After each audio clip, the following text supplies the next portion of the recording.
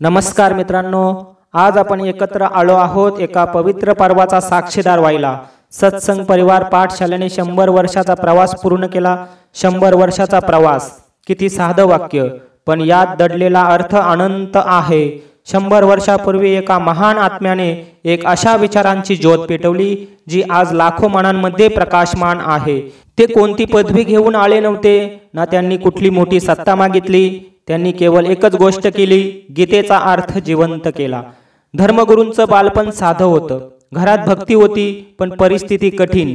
लहानपणापासून त्यांना एकच प्रश्न सतावत होता, आपण कोण आहोत आणि आयुष्यात खरं उद्दिष्ट काय आहे।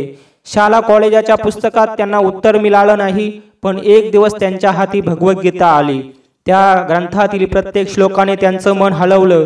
ते म्हणायचे, गीता ही वाचायची गोष्ट नाही, ती जगण्याची गोष्ट आहे। तेव्हापासून सुरू झाला एक आयुष्यभराचा प्रवास, अभ्यासाचा, चिंतनाचा आणि आत्मज्ञानाचा। धर्मगुरूंनी गीतेचा अभ्यास केला, तो केवळ ग्रंथ म्हणून नाही, तर जणू अर्जुनच झाले आणि श्रीकृष्णाचा उपदेश ऐकत होते। ते म्हणायचे, गीतेतील प्रत्येक श्लोक हा जीवनाचा नकाशा आहे, त्यात प्रत्येक मनुष्याला स्वतःचं उत्तर सापडतं। कधी त्यांनी कर्मयोग शिकवला, कधी भक्तियोग, तर कधी ज्ञानयोग, पण प्रत्येक वेळी त्यांचा भर होता की धर्म हा आचाराचा असावा, वादाचा नाही। त्यांच्या प्रत्येक विचारात एक शांत तेज होतं, ज्याने हजारो लोकांचं आयुष्य बदललं। आणि मग त्यांनी स्थापन केली सत्संग परिवार पाठशाला। ही केवळ शिकवण देणारी संस्था नव्हती, ती होती एक जीवन पद्धती, जिथे शिकवलं जायचं सत्य, प्रेम आणि सेवा हीच खरी साधना आहे। लोक इथे गीता शिकायला येत, पण परत जाताना ते केवळ वाचक नव्हते, ते आचरण करणारे साधक बनले होते। धर्मगुरू सांगायचे, श्लोक वाचा, पण तो आपल्या कृतीत उतरवा, कारण श्लोकाने नाही तर कृतीने माणूस ओळखला जातो। अशा या धर्मगुरूंच्या प्रेरणेने सत्संग परिवार देशभरात पसरत गेला। गावागावात, घराघरात लोक एकत्र बसून गीता ऐकू लागले, चर्चा करू लागले। जिथे वाद होता तिथे संवाद आला, जिथे अहंकार होता तिथे समर्पण आलं।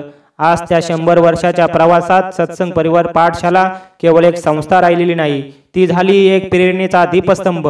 प्रत्येक वर्ग, प्रत्येक शिबिर, प्रत्येक साधना म्हणजे एक नवा अध्याय। धर्मगुरू म्हणायचे, गीता म्हणजे पुस्तक नाही, ती आरसा आहे। आपण जेव्हा स्वतःचा अभ्यास करायला लागतो तेव्हा आपल्याला देव दिसतो। आज आपण सर्वजण या दिव्य प्रवासाचा भाग आहोत। आपल्या हातात जो दीप लागला आहे तो धर्मगुरूंच्या त्या एका ठिणगीचा परिणाम आहे। त्यांच्या वाणीतील गीता, त्यांच्या कृतीतील करुणा आणि त्यांच्या नजरेतील शांती, या सर्व गोष्टी आजही सत्संग परिवाराचं सौंदर्य वाढवतात। मित्रांनो, प्रत्येक शतकात काही व्यक्तिमत्व येतात, त्यांचं अस्तित्व समाजासाठी वरदान ठरतं। आपल्या धर्मगुरूंचं जीवन असंच एक अद्भुत वरदान आहे। त्यांनी गीता वाचली नाही, ती जगली। त्यांनी उपदेश केला नाही, तो आचरणात उतरवला। एकदा धर्मगुरूंनी सांगितलं होतं, गीतेतील प्रत्येक शब्द हा चेतनेचे बीज आहे। ज्याला समजलं त्याचं आयुष्य बदललं। ते गीतेचे भाषांतर करत नव्हते, ते गीतेचं भावांतर करत होते। ते सांगायचे, श्लोक वाचून मन शांत होतं, पण श्लोक जगलात तर तुमचा आत्मा मुक्त होतो। धर्मगुरू म्हणायचे, कर्म म्हणजे फक्त कृती नव्हे, ती ईश्वराची सेवा आहे।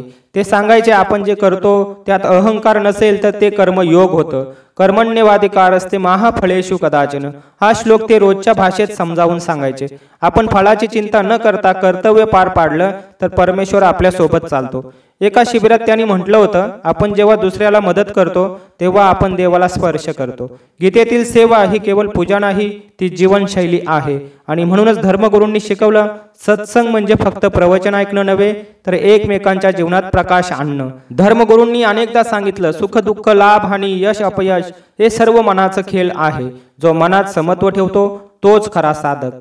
ते स्वतः किती शांत असायचे, एखादा माणूस त्यांच्याकडे रागाने बोलला तरी ते हसत उत्तर द्यायचे, तोही देवाचाच अंश आहे, त्याला माझी समज नाही, एवढंच।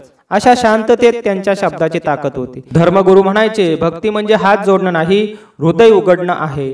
ते सांगायचे, जेव्हा आपलं मन पूर्ण समर्पित होतं तेव्हा देव साक्षात प्रकट होतो, ना मंदिरात ना आकाशात, तर आपल्या अंतःकरणात। त्यांच्या प्रवचनात लोक रडायचे, हसायचे आणि अंतर्मनातून हलायचे, कारण त्यांच्या शब्दात केवळ तत्वज्ञान नव्हतं, तर अनुभवाचं ओलसर सत्य होतं. धर्मगुरूंची गीतेवरील विचारधारा ही समाज परिवर्तनाची सुरुवात ठरली. त्या काळात अनेकांना वाटायचं की अध्यात्म म्हणजे फक्त संन्यास, पण धर्मगुरूंनी दाखवलं की अध्यात्म म्हणजे जीवन जगण्याची पद्धत. त्यांनी शेतकऱ्यांना शिकवलं तुमचं शेतीचं काम ही पूजा आहे. त्यांनी गृहिणींना सांगितलं तुमचा प्रत्येक प्रेमाचा श्वास ही भक्ती आहे. त्यांनी तरुणांना शिकवलं शिक्षण म्हणजे फक्त नोकरी नाही, ते समाजासाठी ज्ञान देण्याचं साधन आहे. सत्संग परिवार पाठशालेचं कार्य देशभरात वाढत गेलं. गावागावात छोट्या छोट्या गीता सभा सुरू झाल्या. तरुण वर्गामध्ये चर्चासत्र, महिलांसाठी ध्यान वर्ग आणि मुलांसाठी संस्कार वर्ग. धर्मगुरूंनी एकच मंत्र दिला, ज्ञान जेव्हा प्रेमात उतरतं तेव्हाच समाज उजळतो. ते म्हणायचे साधना तीच खरी जी समाजाला उपयोगी पडते. धर्मगुरूंचं एक वचन होतं, आपण जे मिळवतो ते अल्पकाळ टिकतं, पण जे देतो ते शाश्वत राहतं. आणि म्हणूनच आज या जन्मशताब्दी पर्वात सत्संग परिवाराचा प्रत्येक माणूस हे वचन मनात ठेवून सेवा करत आहे. एकदा एका शिष्याने विचारलं, गुरुजी जीवनाचं सार काय? तेव्हा धर्मगुरू म्हणाले, जीवनाचं सार म्हणजे देणं. जेवढं देतो तेवढं आपण देवाकडे जातो. त्यांच्या या एका वाक्यात गीतेचा संपूर्ण तत्वज्ञान दडलेलं आहे. गीता सांगते यज्ञ भावाने कर्म करा, म्हणजे प्रत्येक कृती ही अर्पण भावाने करा.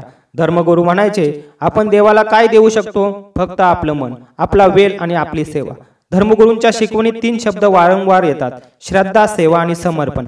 ते सांगायचे श्रद्धा म्हणजे विश्वास, सेवा म्हणजे प्रेम आणि समर्पण म्हणजे मुक्ती. त्यांना पैशाचं दान नको होतं, त्यांना मनाचं दान हवं होतं. ते म्हणायचे देणं म्हणजे गमावणं नाही, देणं म्हणजे वाढवणं. एका सभेत धर्मगुरूंनी सांगितलं, मी जेव्हा गीता वाचतो तेव्हा मला प्रत्येक श्लोकात समाजाचं कल्याण दिसतं. गीता केवळ मोक्षाचा मार्ग नाही, ती समाजसेवेचा महामार्ग आहे. त्यांनी सांगितलं अन्न द्या पण सन्मानाने द्या, ज्ञान द्या पण प्रेमाने द्या आणि वेळ द्या, कारण तेच खरे दान आहे. आज आपण धर्मगुरूंच्या त्या विचारांना पुन्हा आपल्या आयुष्यात जाग करत आहोत. सत्संग परिवार पाठशाला हे केवळ नाव नाही, ती एक चळवळ आहे, एक चळवळ जी माणसाला माणसाशी जोडते, जी धर्माला जीवनाशी जोडते आणि जी गीतेच्या विचारांना कृतीत उतरवते. आज देशभरात सत्संग परिवाराच्या शाखा वाढत आहेत. गावागावात गीतेचा अभ्यास सुरू आहे. मुलं संस्कार शिकत आहेत, तरुण आत्मविश्वासाने भरत आहेत आणि वृद्धांना अंत शांती मिळत आहे. हे सगळं शक्य झालं धर्मगुरूंच्या त्या एकाच संकल्पामुळे. गीता प्रत्येक हृदयात पोहोचली पाहिजे. मित्रांनो, या जन्मशताब्दी वर्षात आपण सर्वजण एकत्र आलो आहोत. ही केवळ स्मृती नाही तर नवी सुरुवात आहे. आपण धर्मगुरूंच्या कार्याला आपल्या हातून, आपल्या मनातून पुढे नेणार आहोत. कधी सेवेद्वारे, कधी संस्काराद्वारे आणि कधी एका लहानशा दानाने. यदा यदा ही धर्मस्य, जेव्हा जेव्हा धर्म ढासालतो तेव्हा तेव्हा अशा व्यक्तिमत्वांचा जन्म होतो जे आपल्या समाजाला पुन्हा मार्ग दाखवतात. धर्मगुरू तसंच एक तेजस्वी दीप आहेत आणि आपण त्या दीपाचे किरण. मित्रांनो, या प्रवासाचा भाग बनल्याबद्दल धन्यवाद. धर्मगुरूंच्या शिकवणीने प्रेरित होऊन आपण सर्वजण एकत्र म्हणूया, गीता आमचा श्वास, सेवा आमचा मार्ग आणि सत्संग आमचं जीवन. जय श्रीकृष्ण.